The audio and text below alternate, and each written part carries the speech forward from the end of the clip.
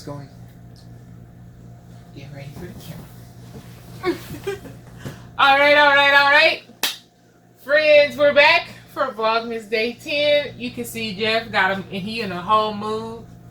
Today's been kind of one of those days, but we're here for Vlogmas Day 10, and today we're talking about long travel days, how to avoid them. Is it how to avoid them, or were we talking about the pros and cons of long travel days? Make your mind. A little bit of both.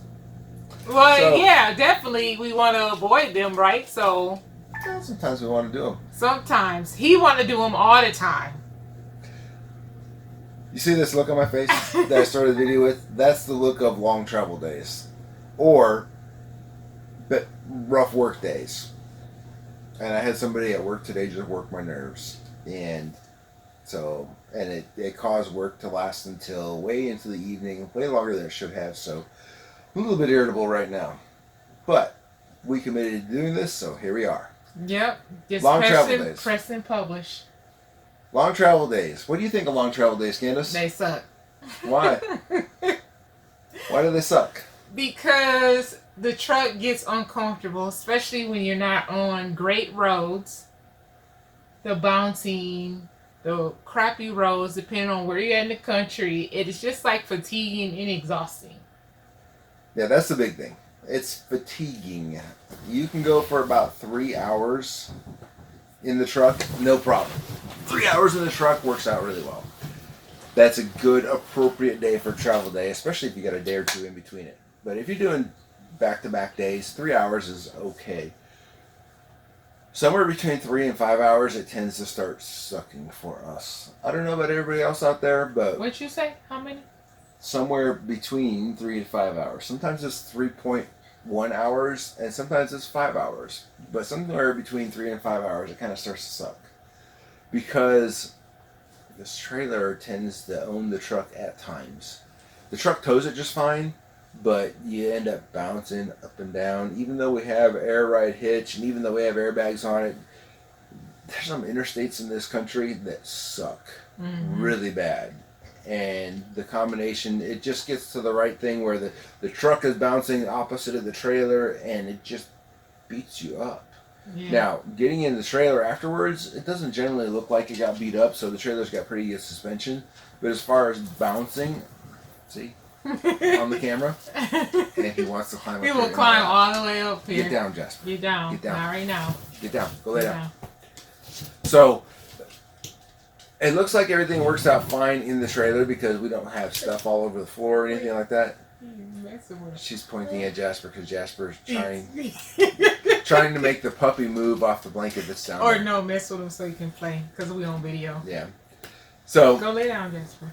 While the trailer doesn't look much rearranged inside the trailer, it bounces us. And then every once in a while it starts bouncing us back and forth. And we've got a mow-ride hitch which is supposed to stop that. It's just a big trailer. It's 24 to 25,000 pounds on a regular size dually truck. And it does, anybody that tells you that their truck doesn't know that the trailer's back there, lies.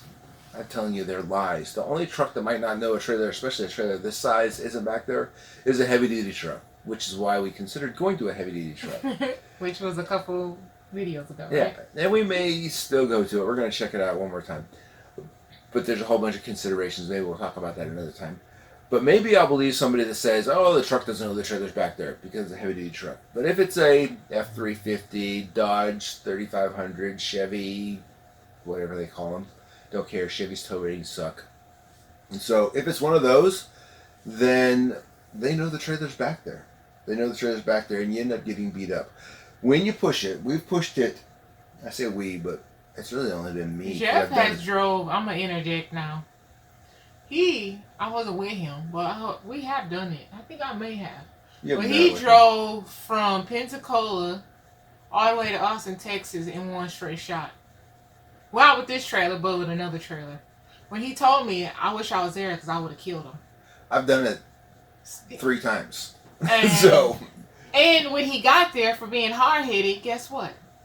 The window, what was it with the window? Oh, that was one time. I didn't see that something was stuck in a window and it broke it. Yeah. So one of the shades our shades You are see how he minimizing it? they're MCD shades, Yeah. and they have a stiff piece at the bottom. And one of the shades has gotten stuck in between the window and the slide out, and I put the slide out, and That's it from shattered being the window. tired, exhausted from driving 13 hours. There might have been. But the pros of driving a long travel day. Obviously, is you get there quicker. You get there faster. But that's about it. And you don't have to stop and set up and then break down and move again, and you don't have to do any of that. It's just a straight shot and you set up once. Yeah. So that's a pro. One. Now name another one. That's it. That's it.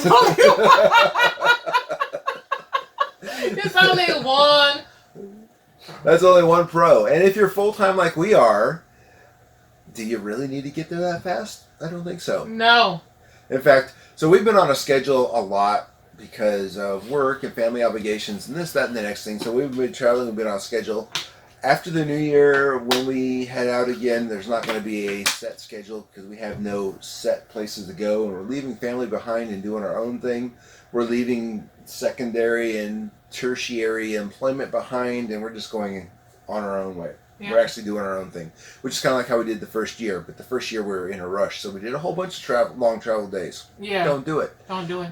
Don't recommend you do long travel days unless like you have a week for vacation and you want to go someplace specific and you're willing to kill yourself. That's fine. But if you're a specific date, time, whatever. If you're full time like we are, take your time. That's the biggest thing I can say to anybody considering going full time.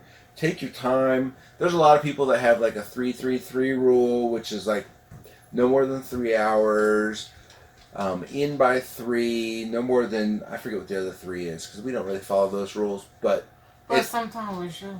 It kind of makes sense, right? Get on the road, get in by 3, don't do more than 3 hours. We can't really do the get in by 3 thing because of the daytime work. But what I will say, and I lost my train of thought, so maybe I'll come back.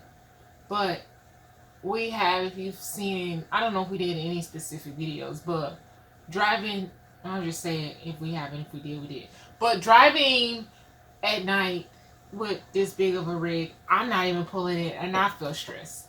So if you can, one of the another cons of long travel days is driving at night. And that's when stuff tend to happen, right? Yeah, so driving at night. You would think we learned our lesson. Like even coming here the other day, we got in at night. Well, freaking and it was rough. Daylight savings time rough. So that 3-3-3, if we can, if we're not working, like Jeff has his schedule, mine is flexible because my nature of my job. But it's stressful to be driving at night, even in the summer. Yeah, so I got to work till 3 or 4 in the afternoon, or 5 or 6, or like tonight 8, depending on what's going on in my work. So that limits us as far as when we can travel. And with daylight savings time and the winter and everything getting dark by 5:30, that's oftentimes we drive at dark. And driving at dark, as Candace alluded to, kind of sucks. Mm-hmm. Because you can't see the back of that stupid trailer. Yeah. I say stupid trailer, and we love our trailer. We love our trailer. But that's how you feel, right? Yeah. Let's keep it real. After 5 or 6 hours of driving and it gets dark, and 2 or 3 hours of driving at dark, you start to wonder what's going on back there because you can't see it. And you can maybe see a marker light there or maybe see something back there, but you just can't see it all the time. When you hear a strange noise, you start to get paranoid, or at least I start to get paranoid, and I start thinking everything's going bad in the back. Okay. And then when you pull it into the campground and you've got to make corners, you can't see the wheels of the trailer, so you can't tell if you're going to run over curbs and stuff like that. So you have to be extra cautious, and all the extra caution and all the stress of not being able to see it like you can during the daytime, it just adds up to mental fatigue and wearing you out, which equates to either you're stressed and beaten up, or you're mentally fatigued and you make a mistake and you wreck something. Yeah. Someday we may share the full story, but our first night out, full-time RVing and traveling. Yeah, we actually haven't done a vlog on that. No, we haven't. That'll be our next one. We were scarred, but we don't give too much away. We actually hit 2, count them, two You're not supposed to tell. opposite sides This things of the yeah. trailer. We'll tell more later on about exactly what happened. Keep it on DL to later. Yeah, but Anyway. we hit a few things in a Yes. campground, and we made a whole bunch of rookie mistakes that night. It was a big learning night. So while it was a negative experience and we were like ready to cry, I'm looking at the time because how long is the time? 10 minutes. All right. Y'all notice he like. Yeah, we might want to wrap it up. So yes. pros of long travel Let's day. recap real quick. You get there. Yeah. And you don't have to set up as often, Yes. right? If you're the person that is responsible for any setup at night, me. I help in the inside. Yeah. If you're the one that does all the hard work, me. Okay, we get it. We get it. All right. No. Then you may want to skip the whole stop overnight and whatnot, especially if you're just going to a destination a couple nights away. But the cons way outweigh the pros, and you Obviously. end up tired, worn out, potential for mistakes, Yes. not enjoying it, which is a big one. You don't enjoy Yes. the travel. Your and hips, your back, physical. Yeah. I mean, there's so many. Yeah, you're sore, you're stiff. You don't get to see the countryside once it gets dark, so yeah. Why that's drive? part of the whole Yeah. point of RVing. So Right. yeah, there's a whole bunch of negatives and only a few pros. Yeah. Don't recommend it. Okay. But you got to wrap it up, Ken. That's it. Because we getting them 11 minutes, trying to keep them kind of short since they just talking heads. But that's it. I think that's it. My last thing to say, you can avoid long travel days. Don't do them as often. Try to minimize them. So that's it. Thank y'all for watching. Like, comment, subscribe. Hit the notification button.